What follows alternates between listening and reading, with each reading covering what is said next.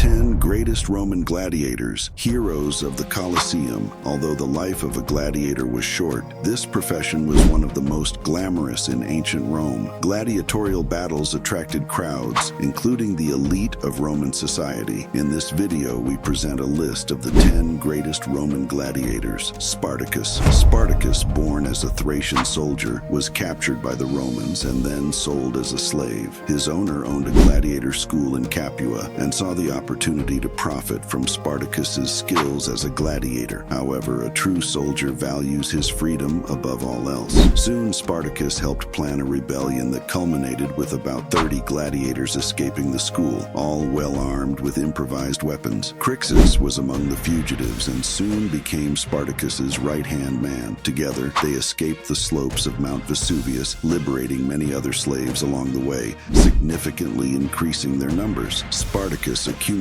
a large fighting force and demonstrated such skill that he managed to defeat Roman legions sent to capture him on more than 6 different occasions. In 71 BC, Marcus Licinius Crassus led a well-trained force of 50,000 men to quell the rebels. Spartacus could not withstand the calculated attack of the Roman army and was eventually killed in southern Italy, thus ending the story of the most famous and well-known gladiator in Roman history, Flama. The 9th gladiator on our list is Flama, one of the most renowned names among ancient Roman gladiators. His true name is unknown. Flama, meaning flame in Latin, was his battle name. This nickname was justified by his record as a formidable gladiator. Before starting his career as a gladiator, Flama was a Syrian soldier who was captured and thrown into the arena to face a powerful adversary. Destined for a quick death, he surprised everyone by dominating numerous opponents in the grand arena of the Colosseum, using only a small sword and a shield, as well as armor that protected only half of his body. Flama terrorized his opponents for about 13 years in fights that attracted a large number of spectators. By the time he died at the age of 30,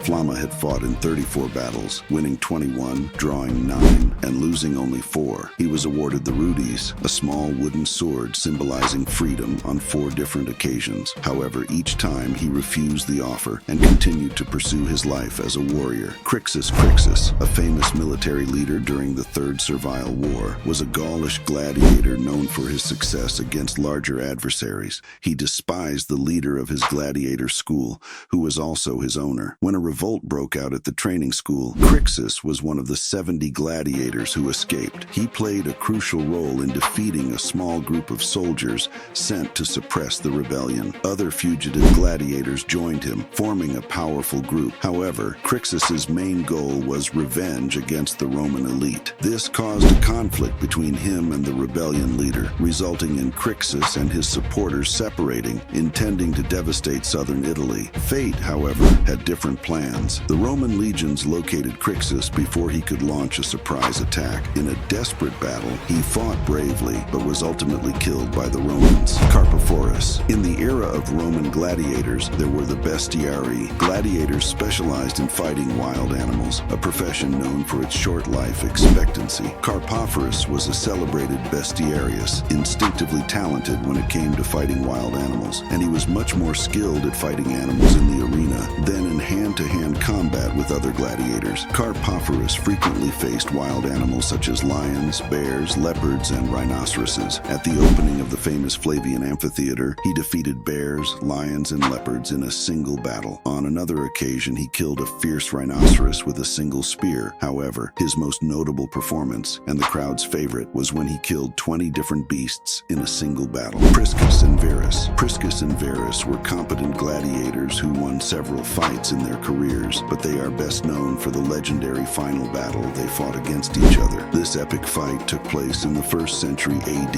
in the famous Flavian amphitheater and was the first major spectacle held in the arena. The poet Martial documented the battle in detail. After hours of intense combat, the two warriors surrendered simultaneously in a gesture of mutual respect for each other's skill and courage. The crowd applauded the gesture, and the event organizer, Emperor Titus, moved by the conclusion of the battle, awarded both the rudis, a small wooden sword symbolizing freedom for retired gladiators. Hermes, little is known about the life of the Roman gladiator Hermes, but he received generous praise from the contemporary Roman poet Martial, who dedicated an entire poem to praising his skills as a gladiator. In the poem, each line begins with the name Hermes, and Martial describes him as an extremely skilled fighter who dominated his opponents. Unlike most gladiators who chose a specific fighting style, Hermes was trained in various weapons and gladiatorial techniques, giving him a great advantage over his adversaries. Tetris was initially discovered through graffiti found in Pompeii in 1817, illustrating his courageous victory over Prurus. He became a popular gladiator in ancient Rome, famous for his victories fighting without a breastplate and in the Milan style, using a short sword and a large rectangular shield. Although many details of his fights are not well documented, he is known for his victory over Prurus. The names of both are represented on glass vases found in France, England, and Hungary, marking the moment when his fame reached new heights. Spiculus was one of the most famous gladiators of the 1st century AD.